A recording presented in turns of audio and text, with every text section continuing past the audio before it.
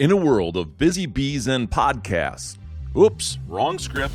During the recording of the following podcast, no Democrats, Republicans, actors, chemists, dogs, cats, well, you get the idea, were harmed.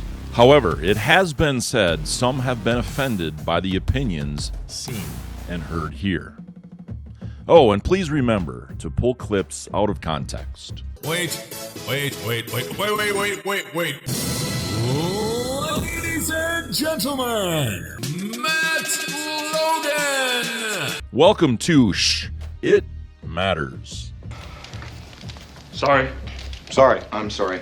We thought you were someone else. It's so awful. There's no way to even begin to explain what's so awful about it. Tell me more. Where's the stuff? Come on, put a little more into it than that. This is Craig Uglin. I'm going to take that clip now. I bet you will.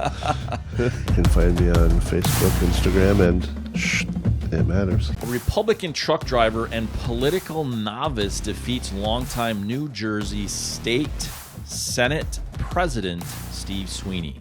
His name? Edward Durr Jr. Whoa. Stay tuned. This is a good one. Truck driver Edward Durr Jr., Republican, has defeated New Jersey State Senate President Steve Sweeney in one of the most stunning Democratic losses in this year's elections. The Associated Press called the race Thursday morning, with Durr taking 52% to Sweeney's 48%. The latest tally shows Durr with 32,497, where Sweeney has 32,608 in votes. Durr has never held elected office and ran unsuccessfully for a state assembly seat in 2019. In this year's campaign, Durr and his two state assembly running mates raised a total of $17,400 and spent a little over $2,300, according to Political New Jersey. Hours after the race was called in his favor, Durr faced calls to resign over past social media posts in which he degenerated Muslims, described Islam as a false religion, and played down the January 6th attack on the Capitol. Attack on the Capitol by pro-Trump mob. Attack. They didn't say insurrection this time. That's true. Interesting. Okay. Let's bring it. Huh. Goliath has fallen. Will Goliath, as it's described in the Bible, get his head cut off, or will he come to? He'll probably get a recount, and they'll find some more ballots. And they're already talking about that, actually. Well, I'm sure they are. Yeah. Which is kind of interesting because it's a fair, 2,200 votes or whatever in 30,000. Yeah, here it is. The results from Tuesday's election continue to come in. For instance, there was 12,000 ballots recently found in one county, Sweeney said. While I'm currently trailing in the race, we want to make sure every vote is counted. Whoa. Our voters deserve that, and we will wait for the final results. I wonder if they had absentee voting for this. In New Jersey? Are you kidding? Of course they did. I mean, talk about a deep blue state. Right. Murphy won there, too, by a skinny margin. For governor. Almost, literally it was like crazy skinny margin. So, this is happening across the country. Republican Party, the evil Republican Party is taking over. They're worried. I think I mentioned that a few weeks ago. Well, and it's not me, but typically, if there is a big majority on one side or the other, the following elections kind of seem to flip-flop that. So that's a midterm election, yes. So right, this is a little off, but. I think this sets kind of the stage for that midterm election, for sure.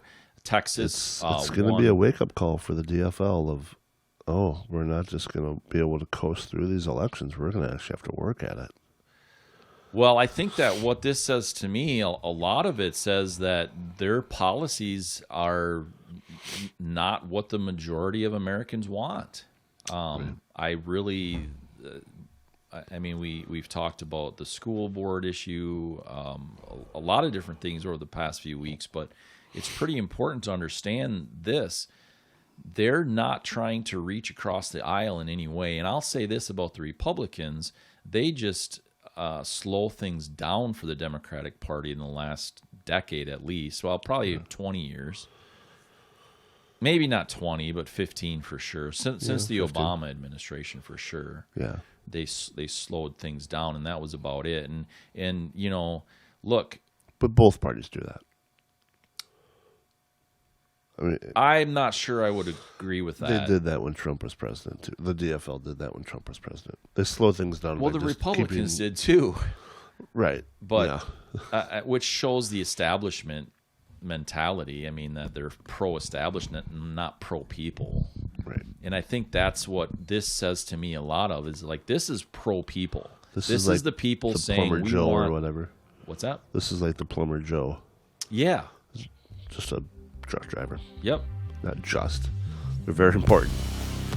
And we're noticing that right now in our nation of how important truck drivers are. And he's the one that got a pretty healthy seat. Yep. This is a working class guy. Did he have some bad tweets that he shouldn't have maybe said it the way he said it? Yeah, probably.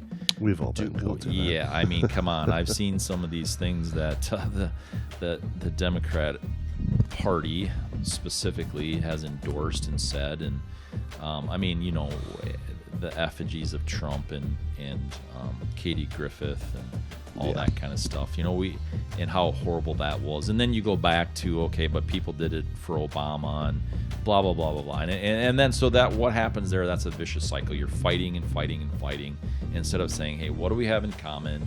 What makes sense for actual working class people, which is the majority of people in this country, by the way. Yeah. And that's what makes the wheels turn. And so that's what this election says. It said, look, the working class people are standing up. We're tired of it. We're tired of being taken advantage of. He spent $2,300 on this election campaign and won against a person that has been in office since 2001. Right, 20 years. Now, did he spend the $2,300, or was it him and a few other candidates? Durr and his two state assembly running mates raised a total of $17,400 and spent a little over $2,300. It's not super clear. Right, because I had seen where he spent like $150, and some of it was on a box of donuts or something. Personal, yeah. But yeah, maybe that was just his personal contribution to his campaign. Either way, not a lot of money for a state senate race. No, and not only a state senate race, but he was the president of the Senate. So of he the knocked state. down the rhino. Yes, I mean, this is a big, big deal, and I think that again. And I wonder if there was Bloomberg money on this campaign, you know, like there was in Rochester last year. There's a lot of Bloomberg money spent in Rochester last year. Yeah, like rumors of $250,000 in surrounding counties. Yeah, you know, this huge money, and this guy whether there was in this election or not, but he obviously overcame the establishment, which screams for change, and people are sick and tired of the status quo. This has to mean also that people that would be considered like a staunch Democrat probably came across the aisle and voted for this Republican. Right. And I haven't looked into the history of the fella that was unseated, but did he do something that pissed people off? Specifically, was there a single event where people are like, holy crap, we need to get this guy out of office? I didn't see anything specifically but they definitely, you know, some of the things, the social programs that you know New Jersey is known for, and some of that kind of stuff is certainly got to be part of it. They haven't handled the pandemic worth anything at all in New Jersey. I mean, they've ruined small businesses in New Jersey big time. Kind of a theme. Yeah, so I think that's part of the reason why. I don't think it was specifically one thing that he did. Okay. I think more that it was, you know, just thing that was going on. So as a whole, Interesting. yeah, Anti-establishment vote. that's totally anti-establishment vote, and that's really why Trump did so well in the beginning. Yeah. Why he won. He's not establishment. I think that's why people still support him so strongly. Yeah. Because he's not establishment. And The Constitution is set up to be not establishment. That's the problem. All these mandates in the last 2 years, none of it's been voted into actual law. Right. And what Republican is fighting it? Rand Paul? Who else? Ted Cruz. Is he fighting it or slowing it down? It's a matter of opinion, but yeah. There's a difference. Oh, yeah, I agree. But Rand Paul... Or keeping his name in the news. Right. Rand Paul is... I mean, you see him like doing stuff, not just saying anything, but he's doing the homework. He's doing the research. He's not just talking points. Right. And I see Ted Cruz talking points, but I don't know. I don't see any action. Yeah, I couldn't tell you. But It's interesting. And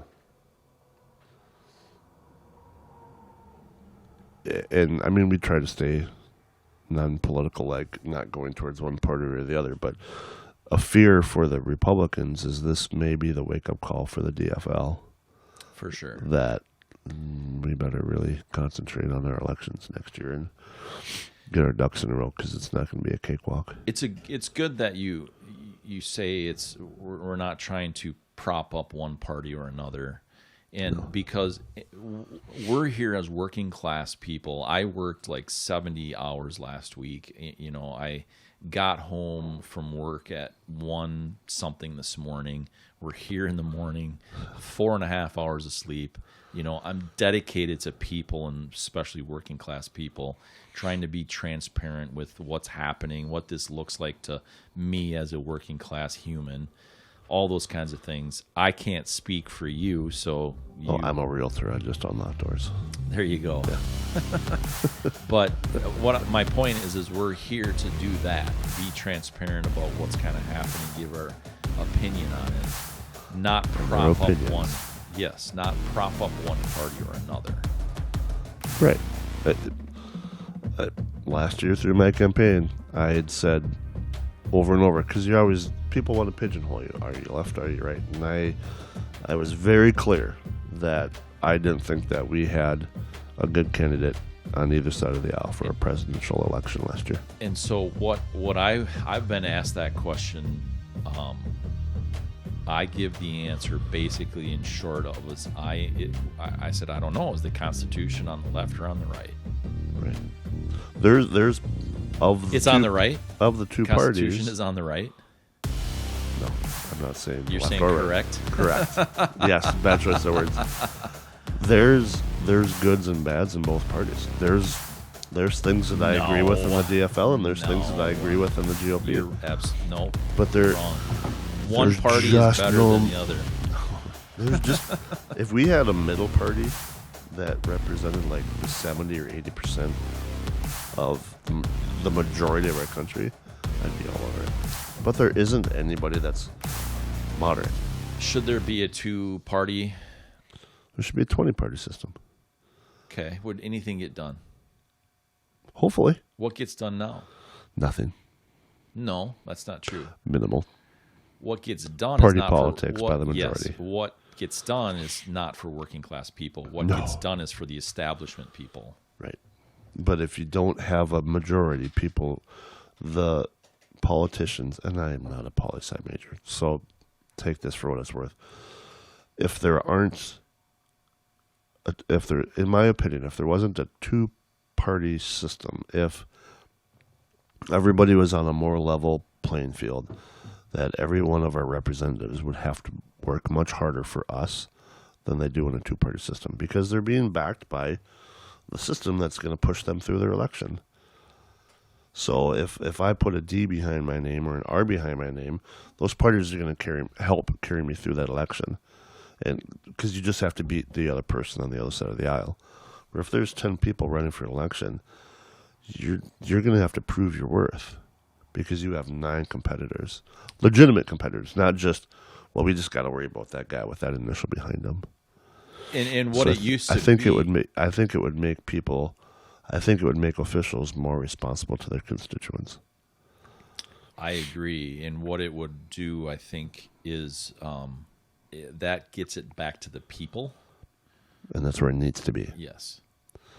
And you probably wouldn't have the rhinos. You wouldn't have the 40, 50-year politicians because or if they are, they're probably going to be really good at what they do. I mean, I am all about term limits because I think that people get comfortable in those positions and then they maybe get lazy.